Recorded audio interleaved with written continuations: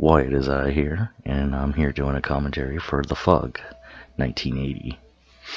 Not the 2005 bullshit. That was a horrible film.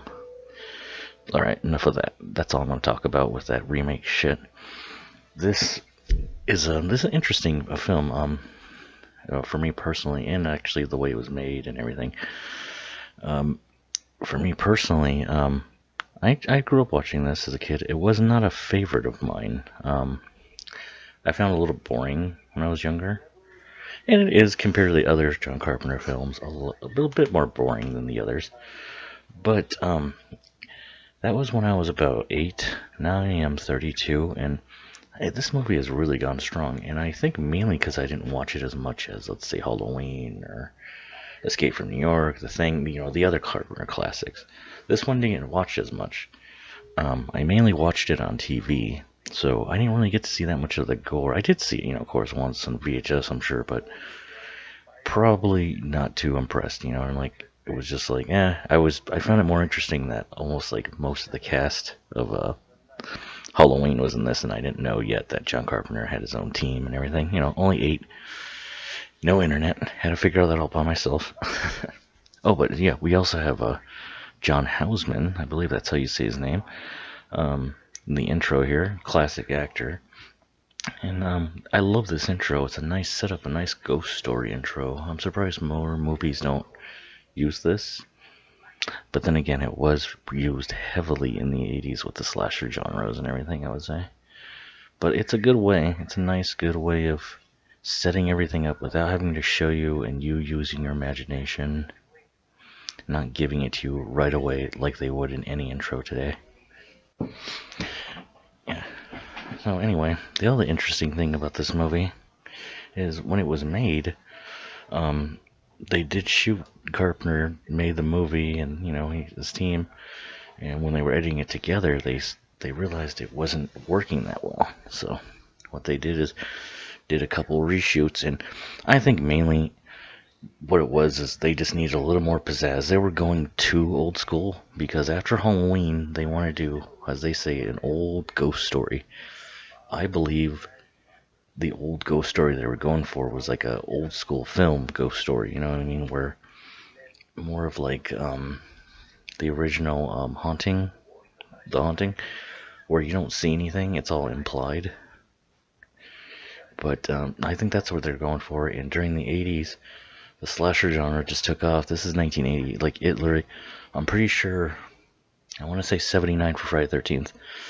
After Friday the 13th, that was when it took it off, and this needed to compete with the other films, basically. The other horror movies that had the gore.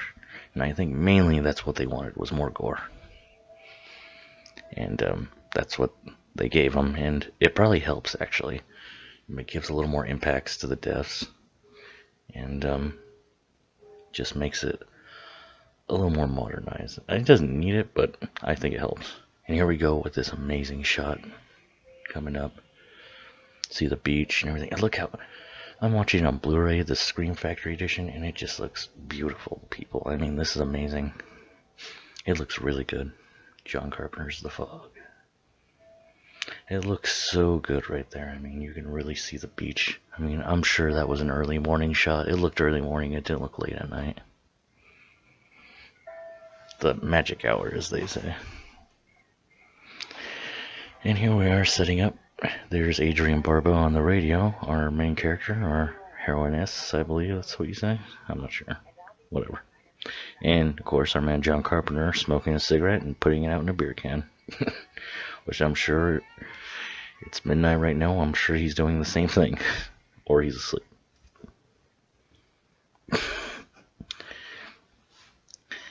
And here's the setup. They're in a church. I almost called it a castle for some reason. But they're in this church that was built by this guy's great grandfather and his compadres when they started this town 100 years ago. Bennett. I have a friend named Bennett. He's a badass. Father, can I get paid? No. Cool. I get less hours and don't get paid. Awesome. Yes, sir. I'll do it. I like that shadow right there of him drinking. I like that. What is he drinking? He drinking wine? Yeah, he is drinking wine, huh? Probably drinking the service wine.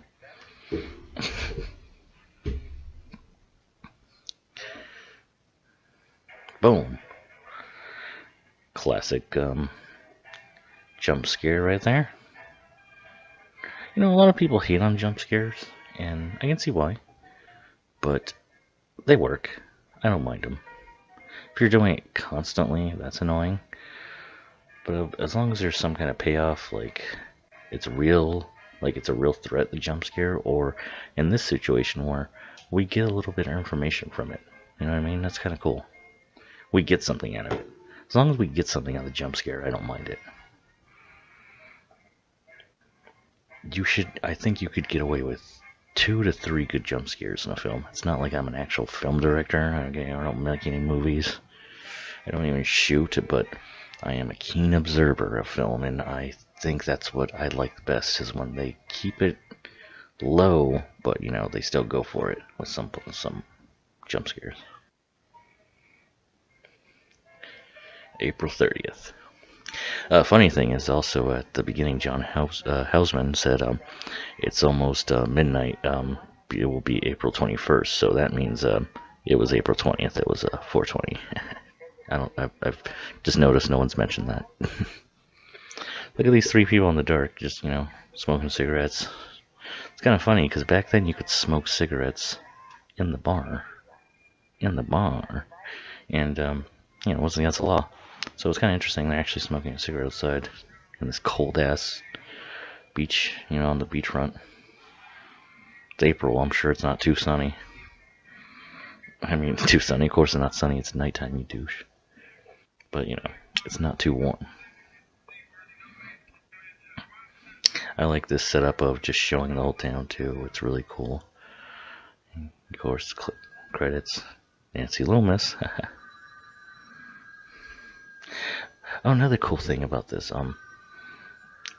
they named a lot of the characters after the people who made the movie. There's Tommy Wallace, who is I believe the production designer. His name is in this, and a couple other guys, of course. Nick Castle. There's a guy named Nick Castle, and of course he's a director, and he, of course, helped out John Carpenter immensely by playing. He played Michael in the original one. Others did as well, of course. But he also helped write Escape from New York. Also directed Last Starfighter. That's awesome. Director Dean Cundey. Dude, he is really good. I really love his style. Like, if I was to straight swoop a style of shooting, I would take his. I like it. He does a really good job. All the movies he shoots, I mean, if you look at it, it's fucking awesome. He's just got so many good movies. He's worked with so many good. I was just watching Apollo 13, and he did that, and I was just like, God damn. For the time, that was really good. It still is good. The special effects ain't no Interstellar, but 1994. I mean, 95. I think 95. Whatever. I mean, it was still really good.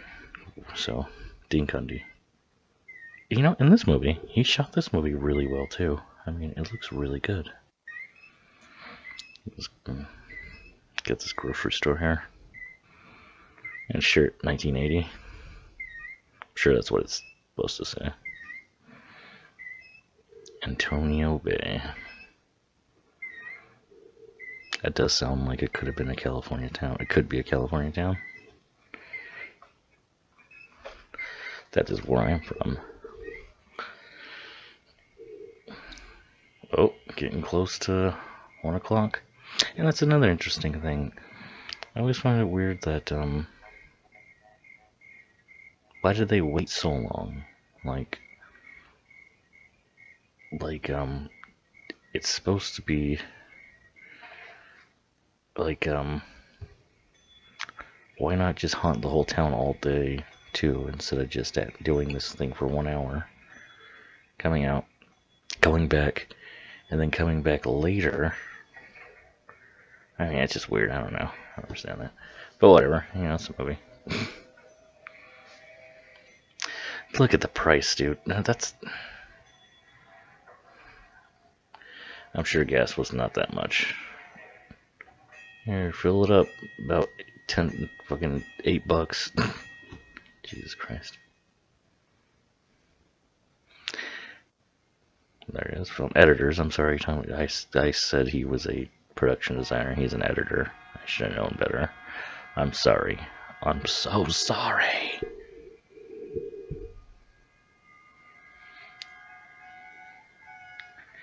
Electronic realization. I like that. Of course, another great thing about Carpenter, he scores all his own films, and just about all of them are great. I mean, there's only a few that aren't too good. I don't know if he scored Ghost of Mars. That shot always reminded me of Suspiria for some reason. I don't know why. The beginning.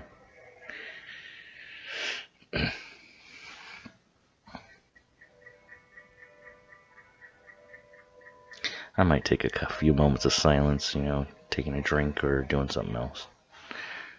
Written, yeah, it was also written. This movie's written by John Carpenter and Deborah Hill, in which Deborah Hill never gets talked about as much as John Carpenter. Of course, she's not the director; she didn't shoot it all, but she made helped make all his movies, like the classics, all the good ones.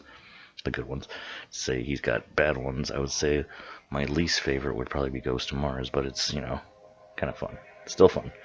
But Deborah Hill gets, you know, she obviously did her shit right, because he stuck with her. They were in a relationship together before this movie was made, I think, when they were writing it.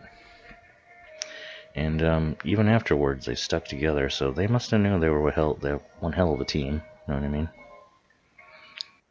Because, yeah, it works. Oh, I hate to do this. I hate to mention the remake after I said I didn't want to mention it, but she did produce the remake. Now, that is something I wonder if she did that just for strictly money reasons, because I don't see any Deborah Hill influence at all. I think you do see some in these other movies. Well, you know what? Let me take that back. Maybe she doesn't have that much influence in these movies either. Because there is some other things she didn't want done in, let's say, Halloween 2. And the original Halloween, I think also there was something she was against in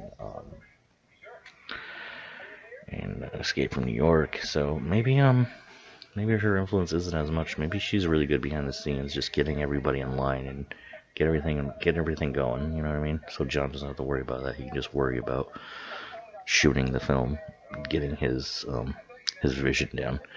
His vision. I fucking hate when people say, "I have a vision." Picture in my head. It was this. The flux capacitor, sorry. I'll fucking do that once in a while. Oh, shit. Oh, man. Oh, windows blow out. That's crazy. She's totally flirting with this guy. He just picked her up and she's already flirting with him. Like, this guy could be a fucking psycho. Like, if this was any other movie directed by someone else, this would easily have turned into a fucking slasher right here. She's lucky she's in a classy Carpenter film. And not in a Lucio Fulci film, because she would be getting fucking stabbed up right now. Oh yeah, of course, that was, jeez, I'm so sorry, people. I'm not gonna this. I've been drinking a little bit. But that was Tom Atkins, and of course, Jamie Lee Curtis. We all know her. Halloween. Tom Atkins is also a great actor. He's in one of my other favorite movies, Night of the Creeps. I love that one. And here's Adrienne Barbeau. Her and John Carpenter were married during this. That's probably why she's in this and the next couple movies. The next movie, Escape from New York. But she does a good job in this. I like her. I like her as an actress. A lot of people can say, "Oh, she only got this because, you know, she was a model and she's married to the director." It's like, yeah, of course, but you know, she does a good job. I like her in this movie.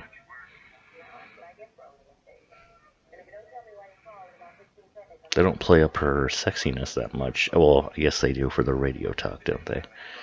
But they don't do it as much as, let's say, Escape from New York, where she just full on has like just a total cleavage showing like her every fucking time they show her.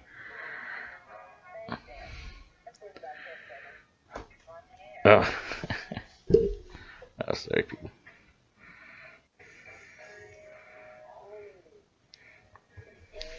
Oh yeah, I'm sorry. Also, that was Charles Cyphers as well. He was in, of course, he was Sheriff Brackett in Halloween, and she kept calling him Dan because he's named Dan O'Bannon. Now, Dan O'Bannon wrote Alien, the original draft Alien, and he directed one of my top horror movies of all time, Return of the Living Dead.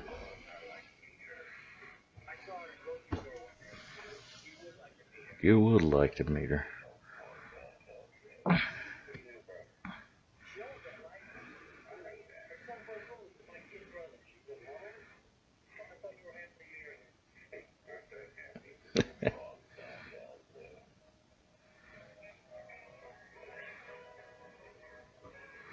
I just totally missed that. Hal Holbrook is in this film too. We already saw him, but sorry about that. Hey, there's a vlog bank out there. This guy here, oh shit, they're in the front right here, and he's looking out the window. He's also in The Thing, and Escape from New York too. He's a fucking good actor. Oh, God damn, I'm trying to think of his name.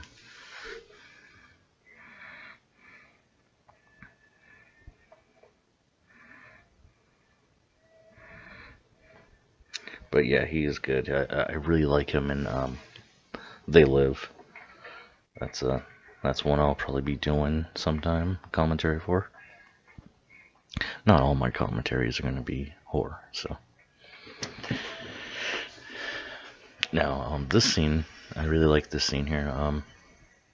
It kind of gets us going, it gives us our setup, our initial setup. But I do like how it takes place on the ocean. Not too much supernatural stuff in the ocean. That's something I think that should be worked with. Anytime you see a movie in the ocean and it's horror, it usually involves sharks. I mean, pretty much 99% of the time involves sharks, when there's so many other terrifying things that could be on there. And sharks are the go-to, which is, they're scary. But there's so many other things you can go with. I mean, why just a shark? Why not an octopus? Why not a supernatural being or creature that lives in the ocean? Why not an evil mermaid movie? That's always sharks. But not this one. It's pirates. Ghost pirates. Pirate ghost. South Park. Reference. Get used to it. Pirate ghost. Ghost pirates. Now, if I saw that, do you think that was like the ship that one Ride Willie was on? It kind of looks kind of familiar. Who is that? You should be like, holy fuck, what's going on here? And don't you realize they're holding hooks? Like, that's pretty terrifying.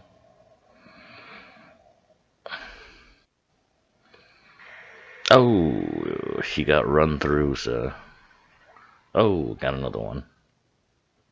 Oh, he got the hook.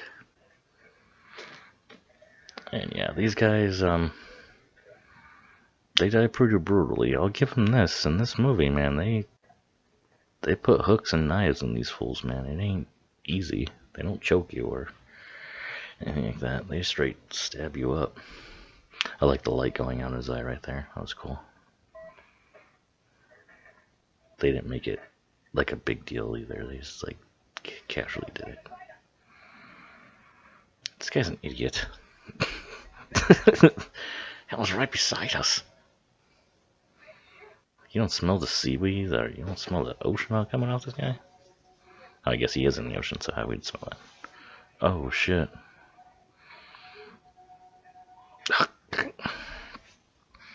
Now that's funny. In the old, I recorded this off TV back in the day, on Monster Vision, and my copy, you could barely see what's going on. Like, so this Blu-ray amazes me how much detail they brought out, and it really helps the movie. KAB. It's a pretty cool radio station. I'm not a huge jazz fan, but I like the songs. Some other people that reviewed this movie or refer to it, they always say the songs are cheesy. I like them. Or like this one. This one's cool. Just a nice, soft, relaxing music. But you know, it'd be cool. There's actually a video on YouTube. Somebody put together the whole playlist that she plays, and they kind of made their own KAB radio station. It's pretty cool. Check it out.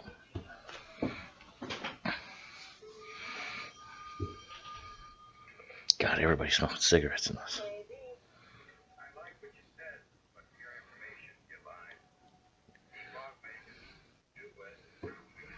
She lied.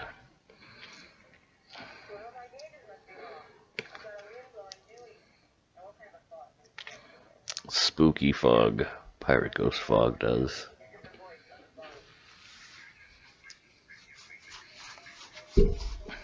Oh. It's glowing.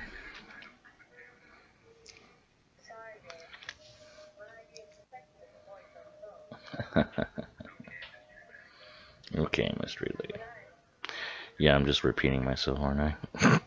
Sorry.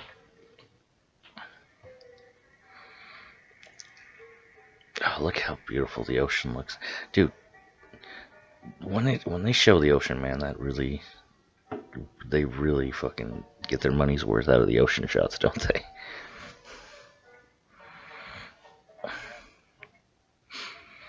Just looking through all these photos that she's taken of. That's funny. They're actually, or are they drawings or photos? She draws, yeah, she draws. She doesn't take photos, I'm sorry. She took photos. They wouldn't be flipping pages like that.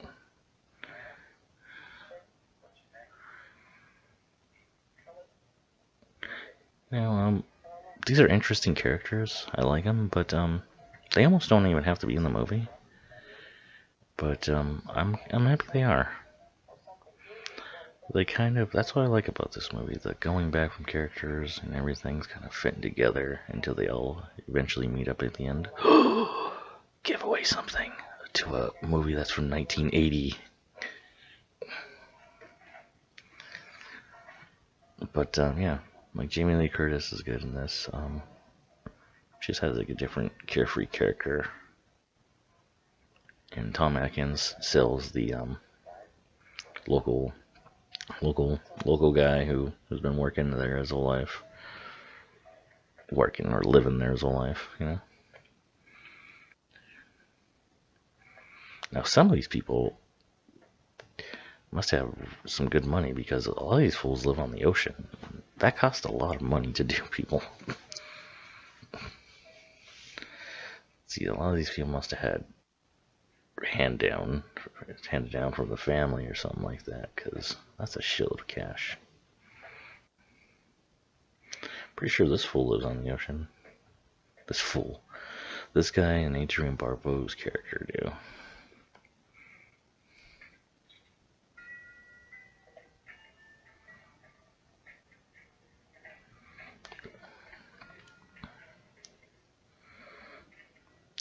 Whoa, he got saved. He's lucky. That grandfather clock's fucked, though. Straight up. Wanna look straight up. No one really says that anymore. Yep, he is on the ocean, I knew it. Yeah, they left behind their life raft.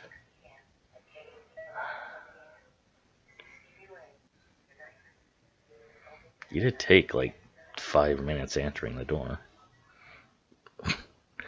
Fade to black. That movie was made in 1980 as well, I believe. Fade to Black. If you haven't seen it, check it out. If you're a horror movie fan, please look it up. Fade to Black, 1980. And now we have the kid coming out. See, once again, getting their money's worth with those ocean shots, with those beach shots. See, that's another thing. This kid is on the beach and there's no one in sight. That's crazy to me. It's like, I lived in California, but then again, I'm more southern, central. These guys are definitely northern. And so maybe it is colder, so maybe there wouldn't be too many people out there. Oh, gold coin.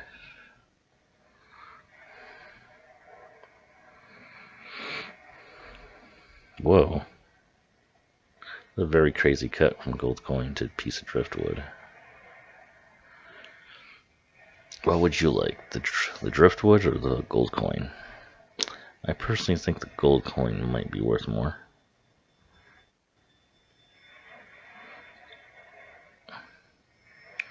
And now that said Dane, of course, we will figure out what that is a little later. Yeah, look at that beach house. The water even comes in, look at that, that's crazy. So really, Tom Atkins' character really probably lives close to there.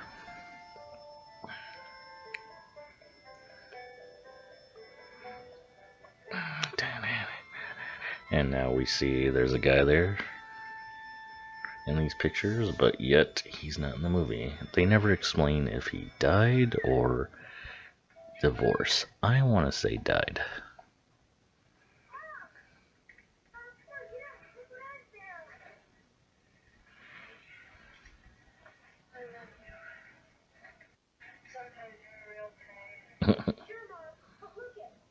Sure, Mom. Has this kid been anything else? I don't know. Looks like he could have been.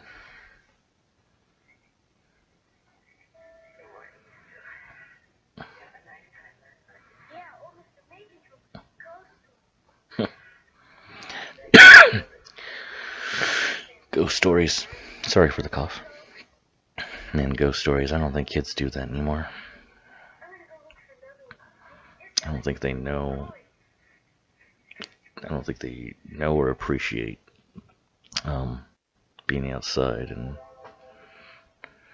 on a log on a campfire, just talking. It's amazing how fun and entertaining that can be. No wonder why people did it forever until TV was made, pretty much. But no, it's still done. Anytime there's a campfire, I sit around it. You call the Coast Guard, Hank? And look, another guy's smoking.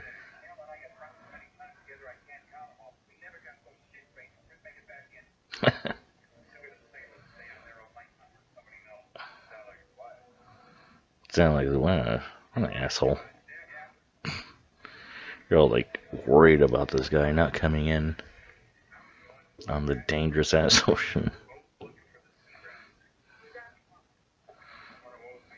The Lady Laura, that's in the background. 76. Get gas. Eventually. Antonio Bay celebrates its past. Campground. 1/10 a mile.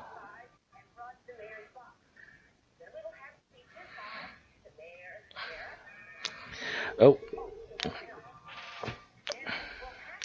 Here we are with Jamie Lee Curtis's mother, Janet Leigh, and she's the mayor, and I like her in this. She kind of goes a little old school, but that's where she's from. She's from the old school of acting. But I still like it. I like the connection too. Of course, the Psycho Halloween connection. That's great.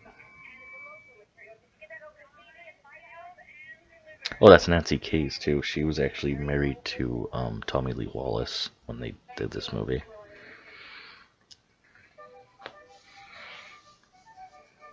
And was in Tommy Wallace's first directing movie was Halloween 3, and she played the ex-wife of Tom Atkins, who was in Halloween 3. Look at. They do live in a nice, beautiful area, country, beautiful country, America, no, but nice countryside. I mean, with the ocean, it's just really nice. It's really visually appealing. And I think that's what kind of like about this movie, the the contrast from the nice atmosphere that you see, grass everywhere, ocean. That wind is blowing like a motherfucker, and I know from personal experience that it's probably not warm. That's probably really cold. California doesn't get crazy weather, but it does get weather where it really messes with you after you've been in it for a while. Because we're so warm, when anything cold comes by, it just totally throws you off. It's crazy. And there's people from other states that have said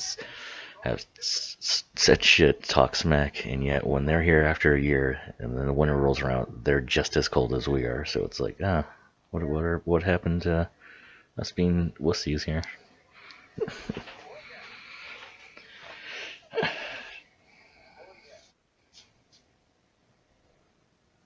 Oh yeah, oh yeah, oh yeah.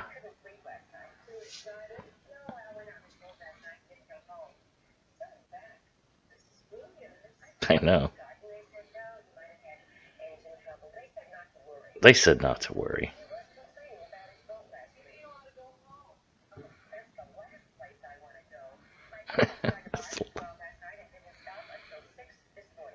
um, yeah, I don't want to go home and take care of my dog. That's insane.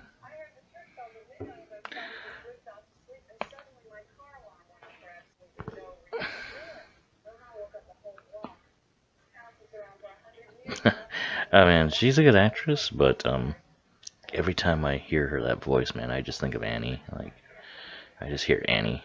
It's like little Lindsay Wallace didn't know what happened. Won't know what hit her. And the way she said "what happened" right there, "what happened," is very much like how she talks in Halloween.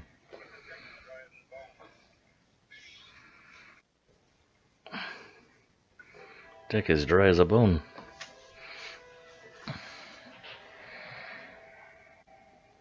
The old Volkswagen. It's a crazy cross right there. I know this isn't much of a commentary, but I'll try to get it going here. Ooh, look at that tree.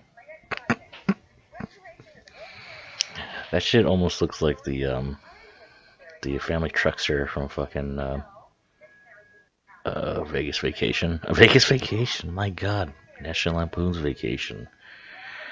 I'm sorry, people. Like I said, it's past midnight. I've been drinking. Matter of fact, 1 second. Why don't you enjoy this scene for a bit?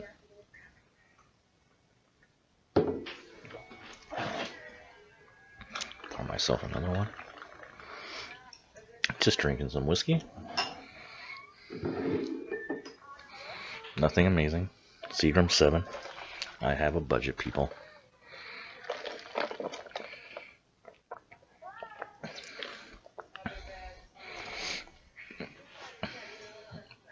It's unfresh and believable.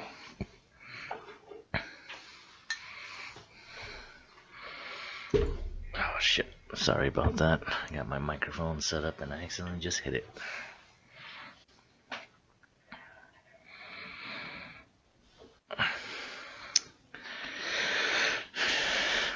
That church is really dark. Why is he hanging out in the dark? Oh, Jesus. I forgot she says that. Jesus. And then she apologizes. Oh, God. Don't apologize. This guy was hiding in the dark. What is he doing? Father Maloney. That's Maloney.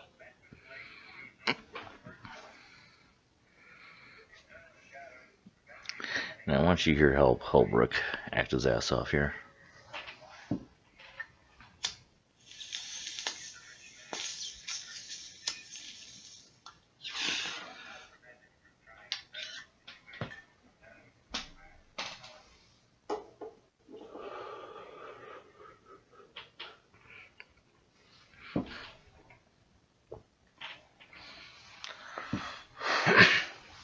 Excuse me. I love the angle with the book, the diary. One problem is If he just kept reading, he would have figured out very early that the cross was the gold. You know what I mean? Like, if he just kept reading the fucker, you think he would have read that shit front to back? The font was very big. I mean, it's not, it's not like small at all. I mean, that he damn near one paragraph is a whole page, so it wouldn't have been that much. But whatever, you know. Then we wouldn't have a movie. He would have got the cross thrown in the ocean, and they'd be like, "Oh, thanks." No, because was it 7 Must Die or 6 Must Die? We'll find out in a second here when we get to see Adrienne Barbeau and that piece of driftwood.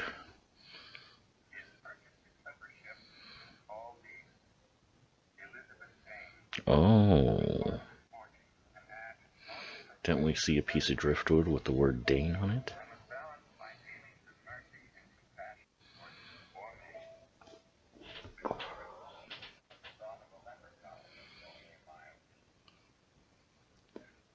Now, another thing, this is what he's reading, what the story is of the fog, is actually based on a true story from Goleta, California. Now, that is right next to where I was born in Santa Barbara, California.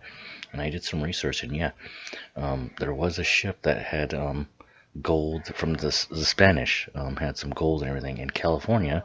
A lot of people don't know that there's a lot of craziness that went on in California during that time. And there was a group in Goleta that did decide to build a false fire and make it look like have the ship came in. The ship crashed on rocks because Goleta, Santa Barbara has a nice sandy beach, but Goleta gets a little hilly and a little bit like, you know, like cliffish, pretty much almost. And yeah, there's rocks there, so that's probably what happened. So I mean, it's a really good story. I like that. I almost would like to see that as a movie. I mean, it pretty much is The Fog, but without the supernatural element, just the trickery involved in that. I mean, I know it wouldn't seem like a great movie. How do you make that into a movie? Better than Iron Man 8 or whatever the fuck we're up to with these comic book movies. I don't want to get into it that much, but I'm kind of sick of all these goddamn comic book movies, guys, you know? Like, if that's all it is action now. Comic book movies and Liam Neeson kind of movies where some guy is going against a whole army. Nothing good anymore. Nothing that good anymore. I like the scene right here, too. Jamie Curtis. The movie's picking up now. I'm sorry, I kind of veer off of it, but I think right now I'm going to start picking up and talking about the film more. Like I said, I like this movie for more of its atmosphere, other than its actual story. Well, I really like the story. I do like everything, the acting, everything, but just the atmosphere is nice. I don't know. I just put this movie on. You can put it on during the daytime, nighttime. It doesn't have that much cussing, no nudity, so it's not like I'm against no nudity or cussing. Like, oh, you know, like, of course I don't mind that at all. But other people do when I'm around, so it's kind of nice to be able to just throw this on. And it, like I said, it just might be the fact that I didn't watch this a lot. And I watched, like, fucking Halloween, like, hundreds of times. Halloween 2, hundreds of times. Seriously, like, maybe like 200 times, like, at least. Like, I've watched it a lot. I watch Escape from New York, like, 100 times. Like, when I watch movies, I watch movies, you know? Like, I kind of almost don't even like, oh, you know, I'm going to shut up now. I don't hear this. See, I like this little story here. We're using our imaginations for a movie. I love stories, engaging stories like this in movies. It lets you, we're getting the movie, but we're still like almost like a book. You're getting something, but there's something else working else to picturing another story while we're watching this story. I know that must seem a little sheepshness. Sorry. But, yeah. That was... See, there you go. A jump scare that paid off. Like, it seemed like it was for no reason, but really it helped her move, and then the dead body came on her. Came on her. Fell on her. Usually it's the other way around. So you come on a dead body. See, if you're fucking necrophiliac. I'm sorry. That's outrageous.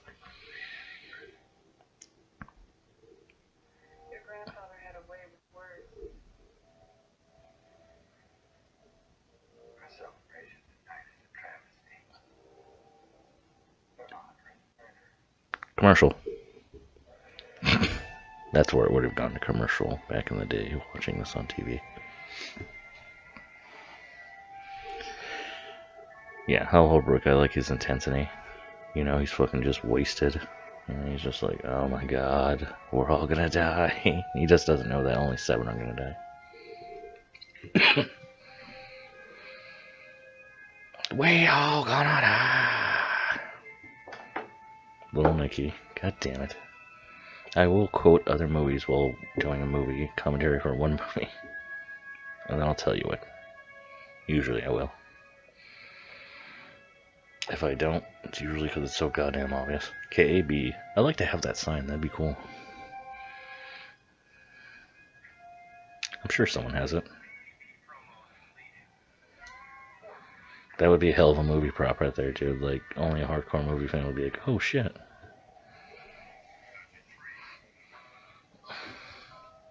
Hardcore horror fan. A hardcore movie fan might not even like that. Like this. Look at that shot. That is great. And the ocean back. Like I said, they get their fucking money's worth with the ocean.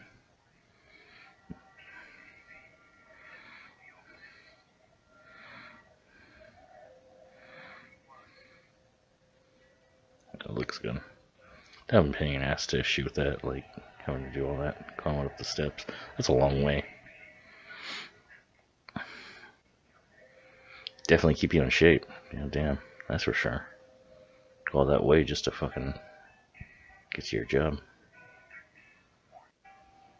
I act like it's a crazy thing. Like, oh my god, she's walking like 300 feet. You know, that shit happens every time she opens that motherfucking door. That thing pops open. She's got to close it.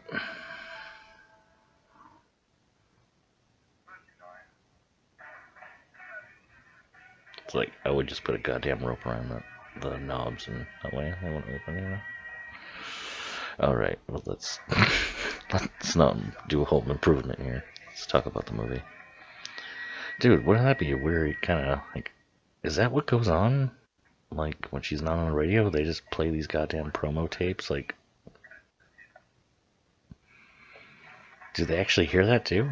I mean, what the fuck? She couldn't get, like, oh, I guess she can't hire anybody. Oh, yeah, Jesus. I would at least pre-tape something and play it, you know, like... Goddamn, that's annoying.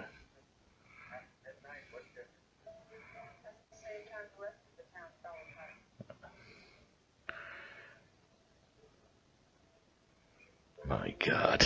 I love his intensity, dude. He's so crazy. I love how Janet Leigh's just kind of like, oh, this fucking guy's crazy. Yeah.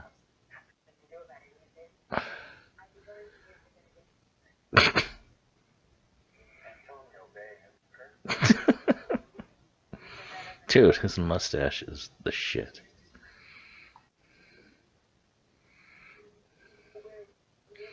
Dude, Hal Holbrook could have been a good Wyatt Earp, like a little bit younger, like maybe in like the 70s, or maybe late 60s. No, early 70s, late 60s. Yeah, he could have been like a really good Wyatt Earp. Looking at him right here.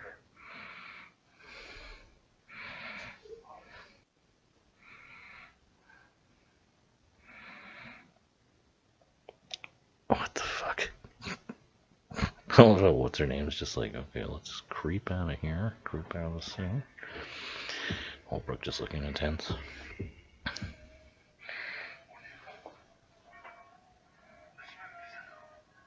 Dane. I like that. That's cool. Practical effect. Practical. Practical. It's practically real. That would suck. That would destroy your equipment easily. Those tapes would be fucked too.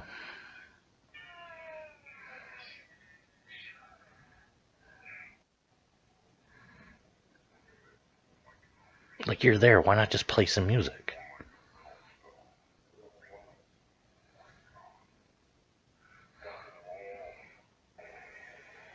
Like, 'cause it said she had the station, so it's not like, well, who wouldn't want to listen? It's like, no, people are only, it's 6 o'clock, and nobody's like, oh, 5:35 back there? 5:40, so it's not like people are driving home from work or anything like that. That would be in their cars listening to the fucking radio. Oh my, I'm going crazy about this radio business now. I don't know why. Never thought about that before at all. Like a turntable. I'm very easily distracted, aren't I?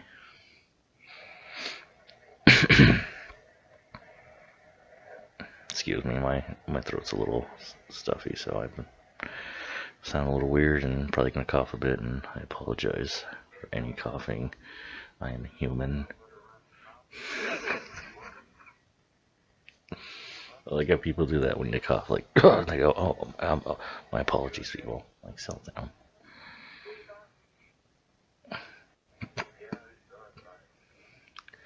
Yeah, he saw his eyes. He's like, no, I didn't see his eyes. They were stabbed out of his fucking skull. He had no eyes. I saw the sockets that were left.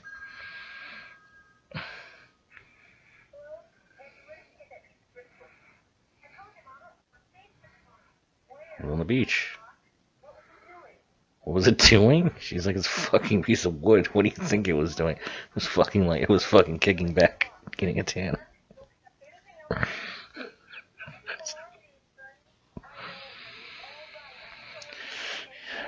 Yes, it does belong to somebody. Some fucking pirate ghosts. Ghost pirates.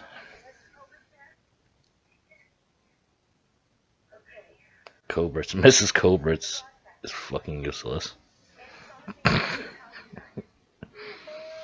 Oh, Mom.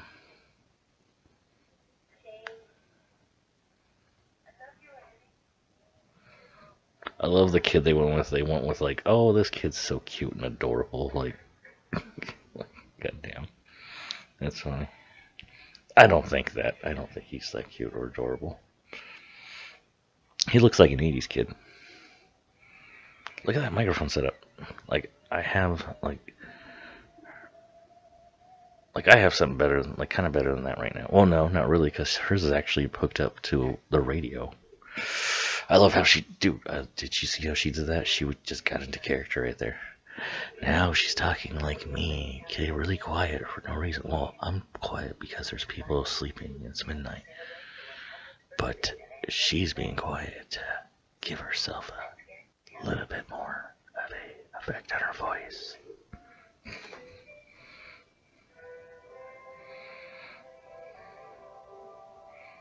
See, this is a nice song. Like, who wouldn't like this? Dude, this is nice to just put on the background. I'm really freaking out about the radio, aren't I? And the movie, the music and everything. Like, not even the score music, the actual music they're playing in the radio in the movie. Kid staring off in the distance, twirling his fucking, I guess, crucifix? Or maybe something, I don't know.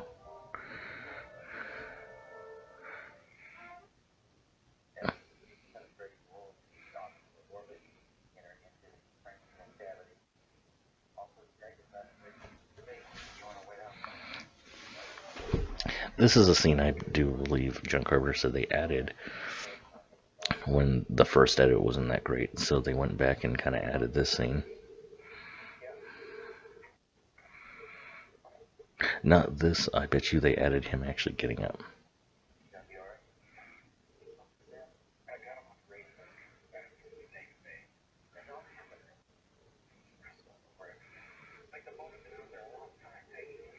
Taking on water.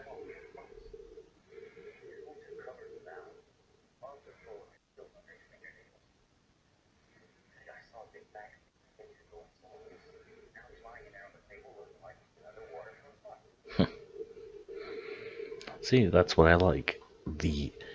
About this movie, it's not even really what they show you, it's what they say right there. Like, he said, I saw him a week ago, and now he's been in the water for like a month, so it's like, what happened there?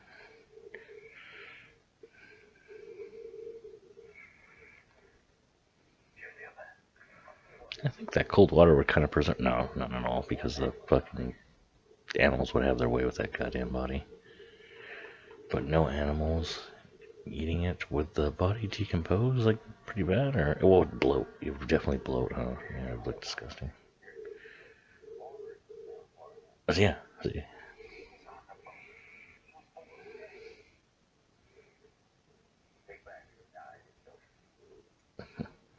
See, how could they say that when he's got no fucking eyes? Oh no, they would think that because they would probably. See, that's what I like too. Now, what did they do? Like, with them just being there that much?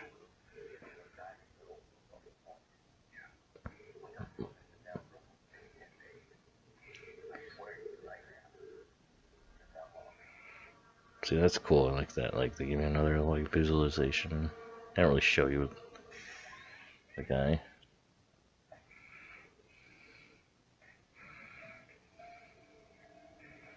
This is a good scene. This was a good one to add. That's another good thing about the fog. Yeah, fixing a movie. Like, they said they didn't like their first edit, and then they come back and they make something better.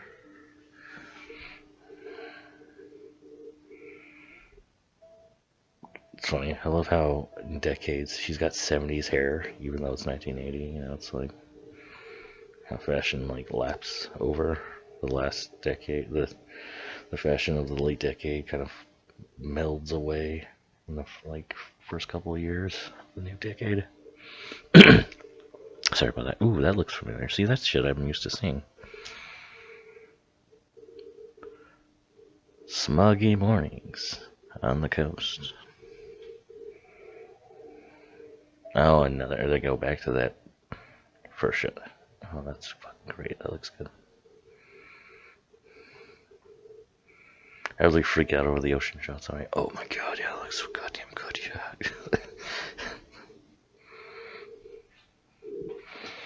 That van. Oh, that'd be cool, dude. I'd love to have that van. Orange and shit. Look at that stogie. Oh, no, not stogie. That fucking pipe he's lining up. Stogie. Why'd I get stogie? That pipe.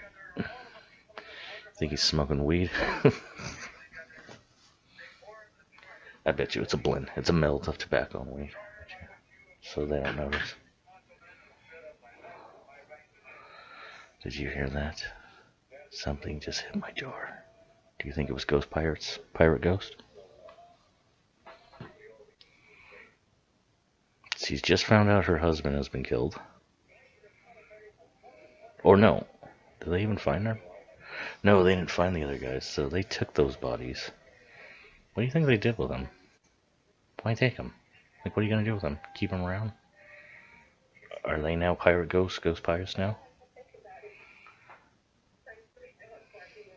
See, that's old school kind of acting. It's taking almost all the spotlight and putting it on you. Like, that's very 50s, 60s acting. Yeah. Studio. Like studio kind of acting. The music almost gets studio-ish, actually.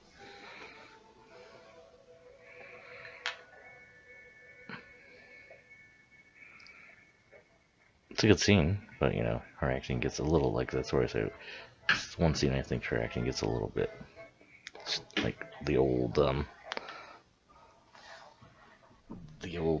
school way gets like kind of comes in.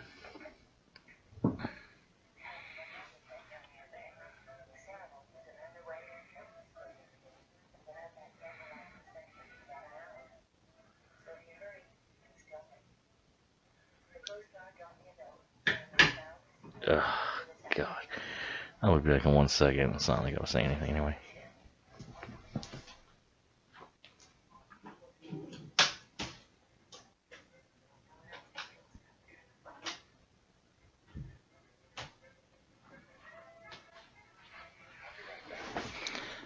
Sorry, had to deal with a CAT.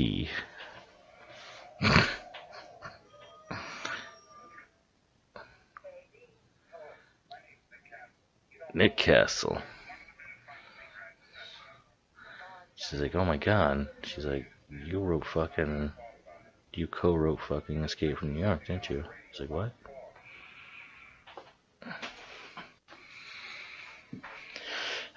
The fog looks cool. I do like the fog effects in this movie.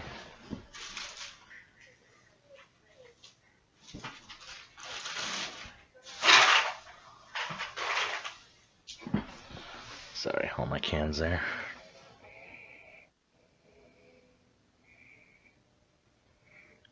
Sorry, I have a cat and he's ruining the goddamn commentary now. Let's see what he's doing. Alright, now he's just laying down. Cool. Sorry about that. Whole town went unglued. Like, what do you think of that?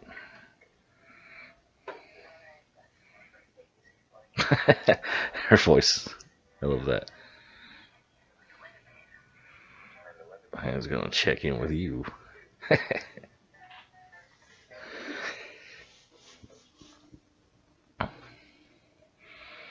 That's so funny. He's like actually taking another shift so he can talk to her. Really has a thing for her.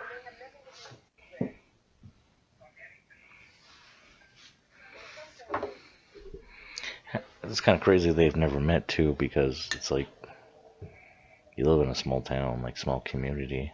Like you think you would eventually cross paths, especially if you're making announcements and working with the sailors and captains out there.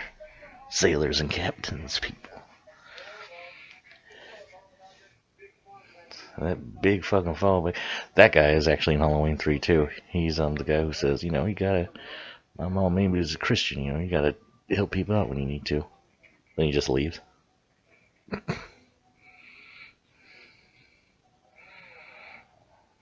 Ah. Very crazy. Excuse me. There's that folk bank, the folk world, and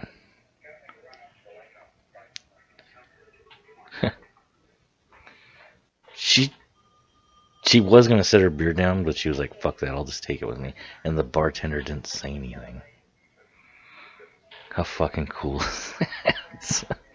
You would get in so much trouble for doing that now. Like maybe you could go outside. Like they let you take it outside to drink it. Like out front when you have a cigarette or something like that. Like just out front or in a back balcony or something. But they would not let you take it home. You have to finish it here. Believe me, my family used to have a bar. Oh.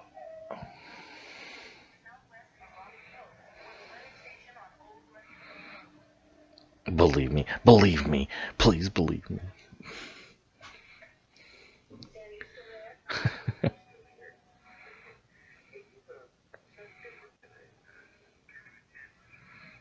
She had a whole like bulletin. I feel like talking, that's all. Talks on the radio all day. She only does a show for an hour. A couple hours.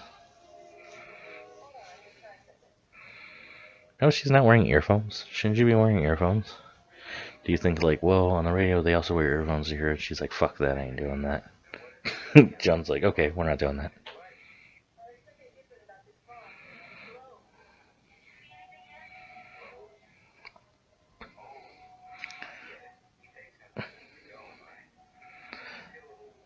It's fog or like motherfucking Snoop Dogg who's just rolling by or some shit. Everything's going crazy. What?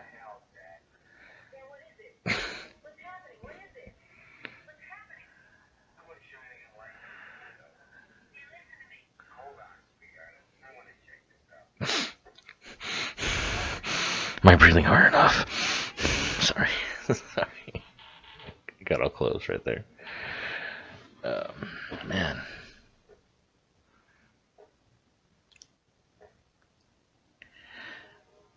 This scene's entertaining. It's a little weird in some parts, but it's entertaining.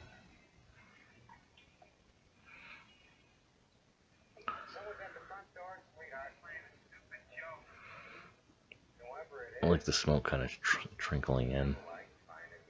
The smoke, well, I should say fog, but that's smoke. That's a smoke machine.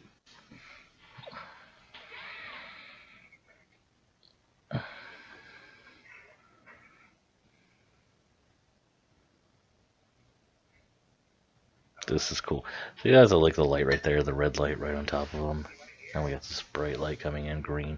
Lots of light, like crazy lighting going on.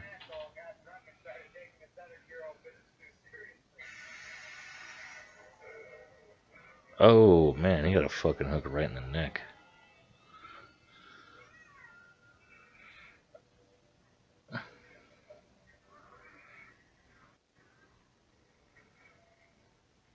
Jesus. Man, that really fucked him up, huh? She's all like, what? Damn.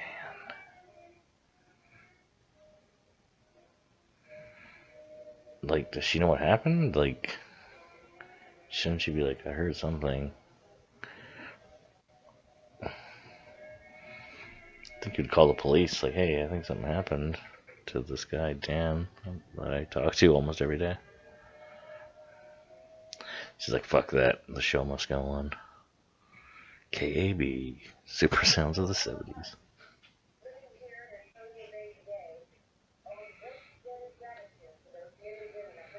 And if you don't mind, I'm gonna be right back 1 second.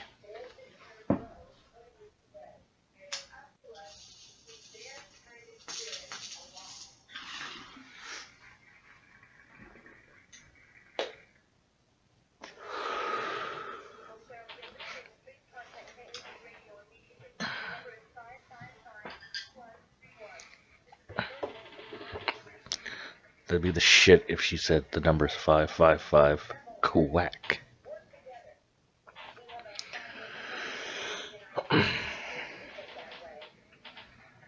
Oh, that is a reference to a cartoon, Quackbusters, Looney Tunes, 1980s. The shit. Matter of fact, there's a song on there called Monsters Lead Such Interesting Lives. And it's a whole song about like all the horror icons, Daffy Duck singing in like some polished like lounge singer voice. But it's so cool. Like it's a really cool fucking song. Check that out. Monsters Lead Such Interesting Lives. Quackbusters.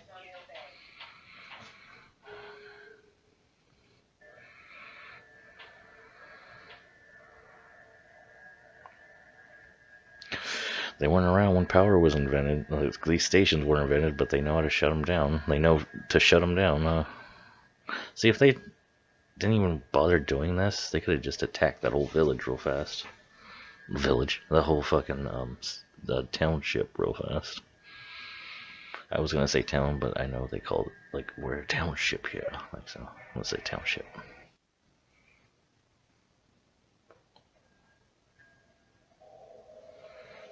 I'm scary.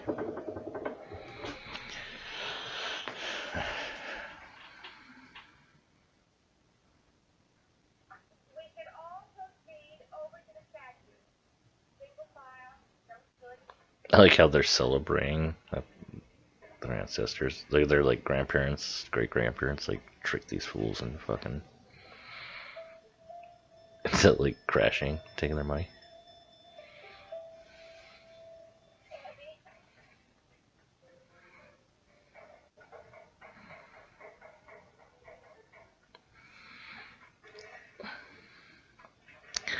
She's turning on a generator, folks.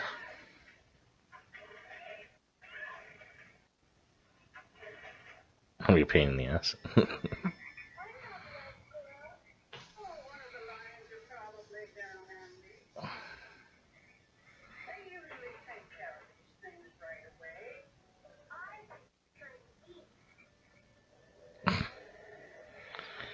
Really? Do ya?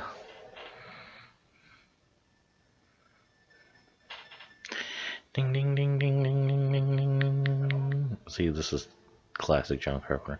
You know what? I will say the score is fucking amazing. The Fog score has skyrocketed to some like top 5, maybe even top 3 favorite John Carpenter scores. It has a really good sound. Excuse me. The score like really helps make this movie like more atmospheric, and like once again John Carpenter like making this shit like himself, like getting himself involved in making this shit good.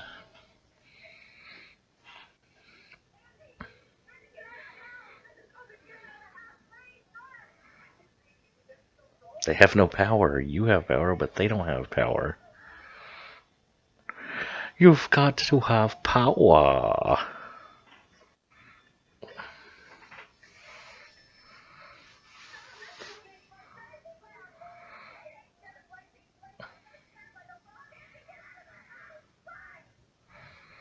No one can hear you.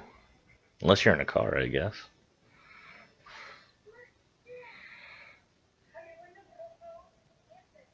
Yes, ma'am. He said that funny. Well, at least they're, nice, and they knock for you to open the door and then ambush you. And that's a fucked up thing to do.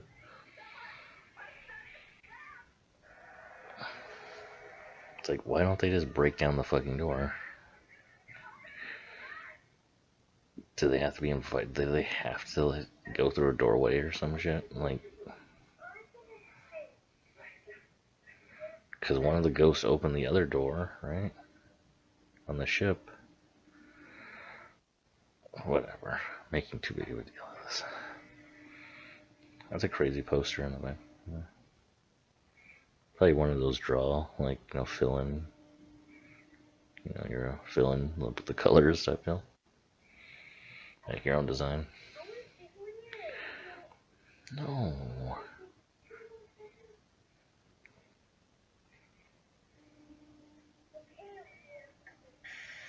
Oh shit. Damn. They killed that old lady.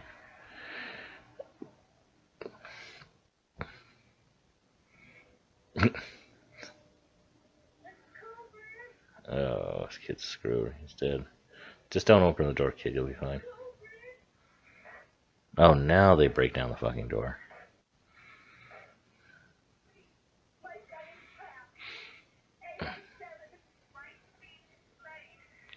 White Beach Lane. It's a racist name. White Beach. Sorry. Could help myself.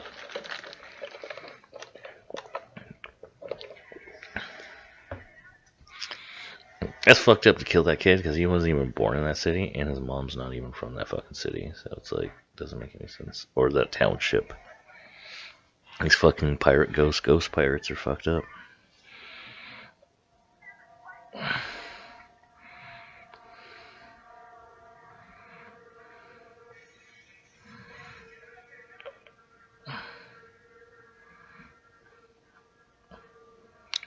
Luckily, Tom Sizemore peeks on that kid a couple of nights, a couple times in a week.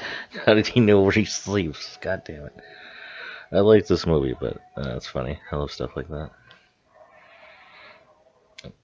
Some people actually make that like a big deal, like, oh, that's ridiculous. It's like, settle down, as long as the movie's entertaining. Right?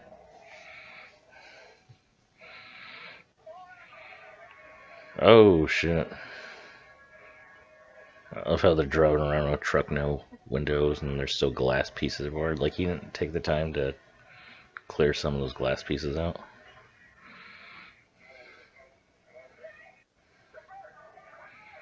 Oh my god, come on. Why didn't... Oh yeah, she was already in the truck.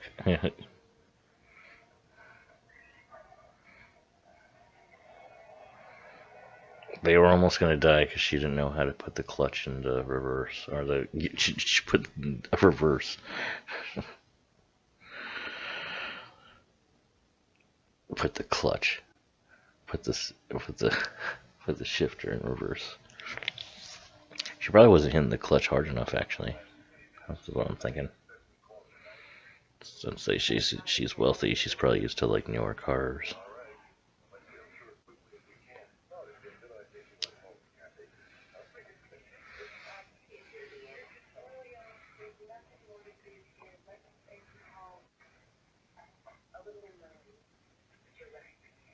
Jesus. And that's the last we see. Oh no, that's not the last we see. Let's go, but they're fine. And there's Deborah Hill in the middle right there.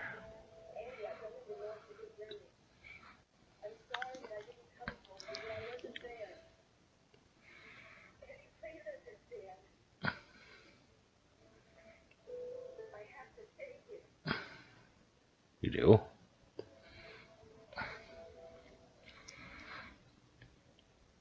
A little lip quiver.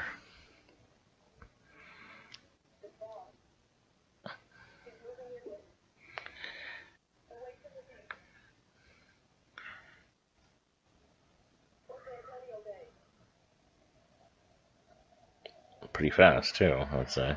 God damn.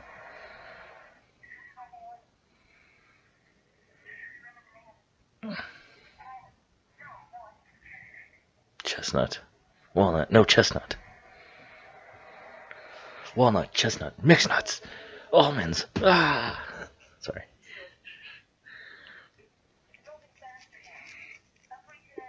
Everybody just listens to the one station.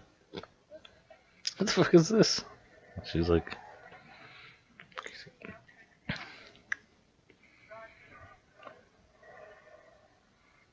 Cafe. Nick!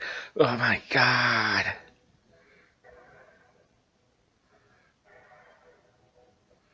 He said, here comes that goddamn good score. Dun, dun.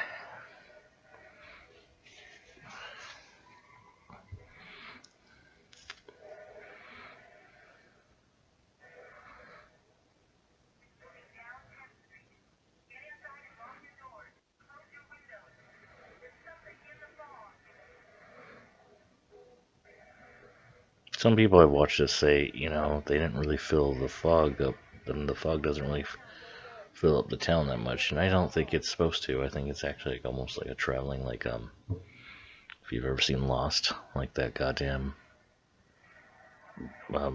shadow monster, or whatever the fuck it was called. Sand monster, sand shadow monster, something like that. I think it's like an actual, like, it's just one form.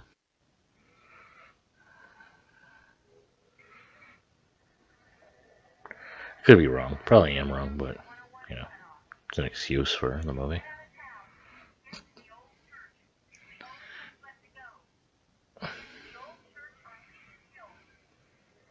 Get to the old church. Ye old church. And here we are. We're coming up to the end right here. All the characters are going to meet up. Not all of them, excluding Adrienne Barbeau. But everybody else will meet up that we followed. And we're going to see Father Malone's probably still just drinking. Yeah, he's just drinking, doing nothing. Sorry. I'm sorry. Hit the phone, microphone again.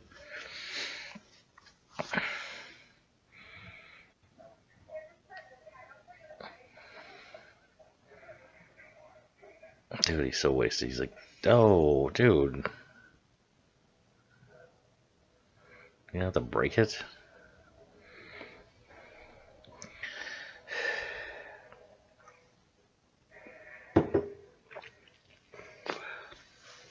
Had to take a shot for that waste of alcohol there. The bottle did nothing. Except have the priest do nothing. Because he was too busy drinking.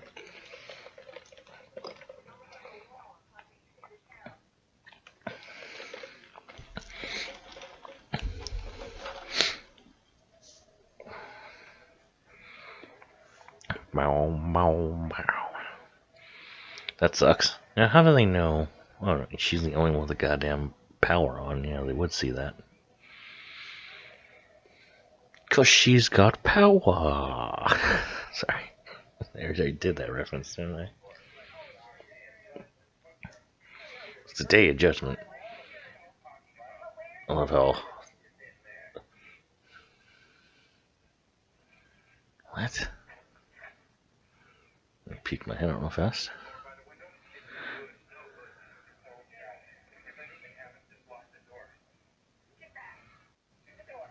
Shut the door. Oh yeah, shut the door in fast. You know, he got all wet. What an asshole.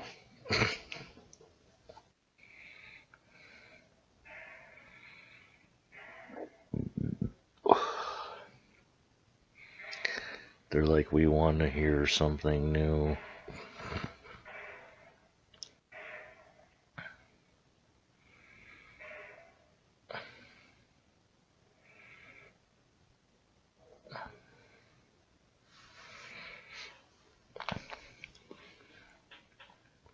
They're like, we have a request. 99 ways to die. An obscure Megadeth song for you people.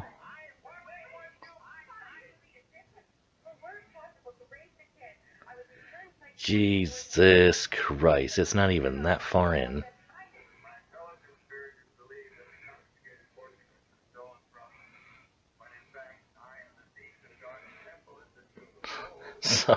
So his grandfather not only went along with this game, but then took all the gold and then kind of used it for himself. And then he's like, "Oh, I feel guilty about it."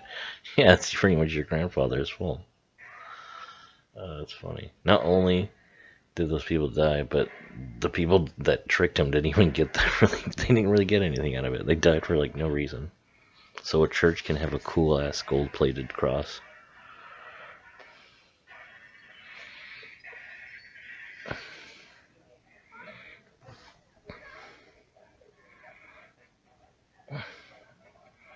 Very zombie-ish, very Night of the Living Dead-ish coming right here. Except they're pirate ghost pirates.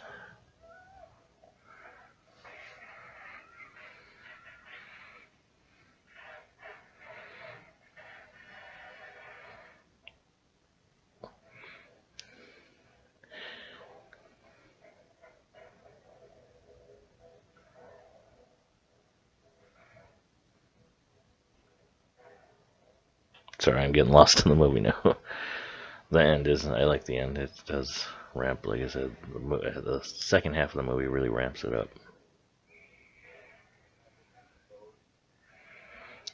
No one's touched it for a long time. Why is there fingerprints all over? Oh, I guess they were just touching it. Grabbed her hair, man.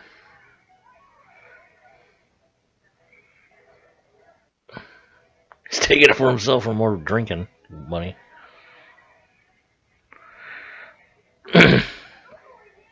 Don't go in there. Yeah, kid.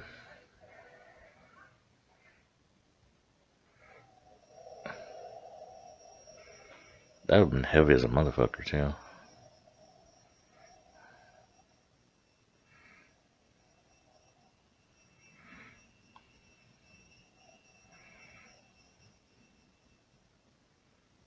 Oh, man. Look, he's so drunk, dude.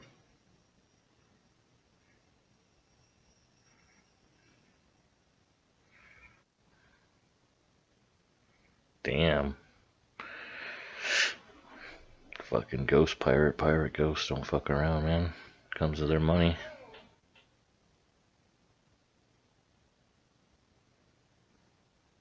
They'll come back for their shit after, 100 years after they're dead.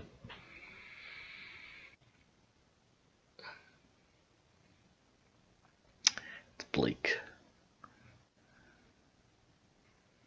Interesting character. I almost wish they got to develop that one more. You know what I mean? See, the remake should have taken advantage of that story. They should have been showing flashbacks of the events going on while these went down. I think that would be kind of cool. Get to see Blake in the leper colony and the whole deal that they came up with and see everything happen.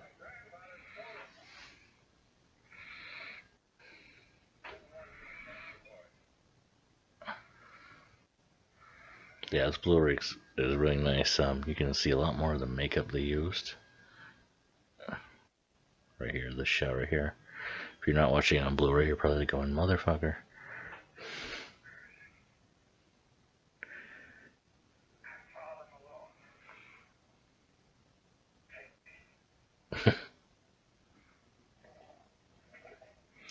I'm Father Malone. He's totally drunk, dude. I wonder if how the whole work was actually wasted. That'd be cool. That'd be cool. That's very unprofessional to be drunk on a set of film. Yeah, whatever. Tell that to fucking Joe Spinell. Oh, man, dude, that would fucking hurt right in the collarbone like that, downwards. Like, I don't think you'd be able to move that shoulder too well. Oh. I think they said that special effect was done by Rob Bottin, who did the effects for The Thing. John Carpenter's The Thing. Some of the best, top, easily best makeup. Some of the best makeup. It's up there. Everybody's top 5 best makeup. Usually The Thing. So Rob Bottin knows what he's doing.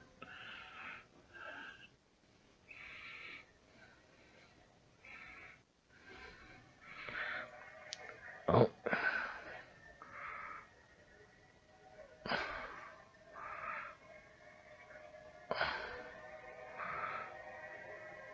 It's all like that shot, those crucifix glowing inside, everything turning really bright.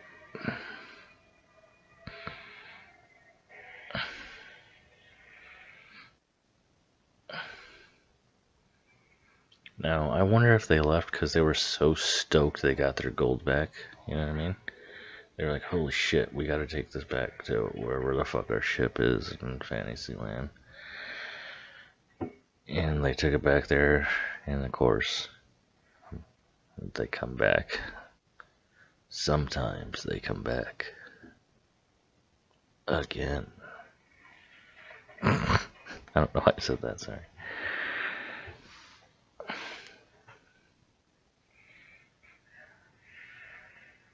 Miller Curtis is really holding on to that kid. Tom Atkins, he's like, it's finished. My coat is awesome. It is, Tom. He's like, I'm a drunken priest. Drunken, I'm gonna guess Irish? I don't know. This is cool, and in the special features they have, they said they shot that scene backwards, so she had to be very careful not to blink, because it would look very odd when they did that. That's really cool.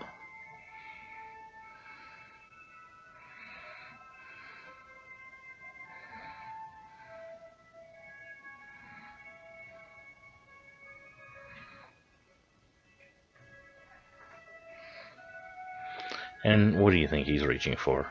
More fucking cigarettes, man. I mean, I used to smoke cigarettes. I'm friends with people that smoke. I don't hate them, but it's like, goddamn, these fuckers are constantly smoking up in this movie. That's pretty much any movie, like 1989 and down. There's people pretty much constantly smoking cigarettes. It's amazing the grip they had on society. And it's amazing how far from 1990 to today, how much they've been pretty much scaled back to the point of, I'm surprised they haven't been outlawed yet, really. I mean, I wouldn't be for that. I'd be for no chemicals in the tobacco and just having just straight tobacco.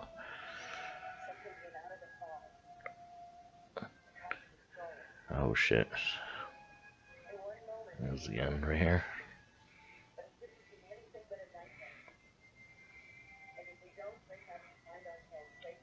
Getting a little poetic, with the ending here.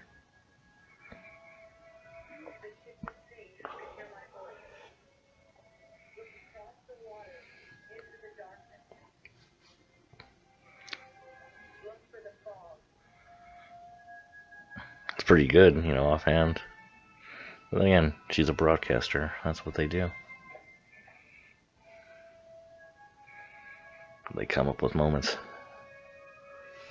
They're professionals. Unlike me, who's an amateur.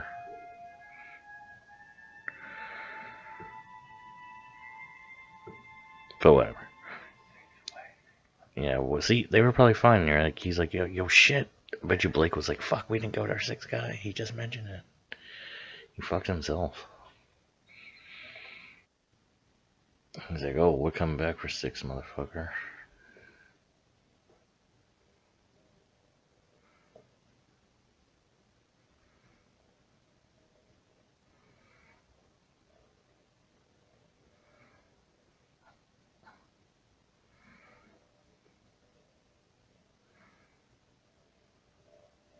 Oh, classic. And there it is, The Fog. Man, it's a good movie. Has its faults. It's not a perfect movie. It's silly in some parts, but I really like it. It's very entertaining. There's a lot of good points to it. And here we go with the cast here. Like I said, Dan O'Bannon, Nick Castle. I mean, that's just cool. Like, they just named him after actual people. Tommy Wallace, that guy's name's Tommy Wallace. I mean, that's cool. Doc Master, you know, everybody knows Doc Master. Sheriff Sims, I like that. Sheriff Sims. Mayor, Mr. Mayor. I thought what's her name was the mayor. Whatever. Ghost. Tommy Wallace was a ghost. Rob Bottin, he was Blake. Yeah, like I said, you know, it's all these guys right here, you know. Grocery clerk. That's me. Craig Stearns. Something that me and my girlfriend like to do. We like to look at the names of the credits, because sometimes you can find some funny names. Yeah, but all these guys, you know, good job, you know. Not too many people get the credit they deserve, you know, like movies when, you know, past, you know, the certain ones that, you know, you would get an Academy Award for. They don't have any awards for best script. I'm sure they do, like, you know, inside, like some insider, like, fucking, you know, like, union, like, fucking award, like, type deal. Like, this guy's been a grip for, like, 25 years and great movies, and I'm sure they give him something.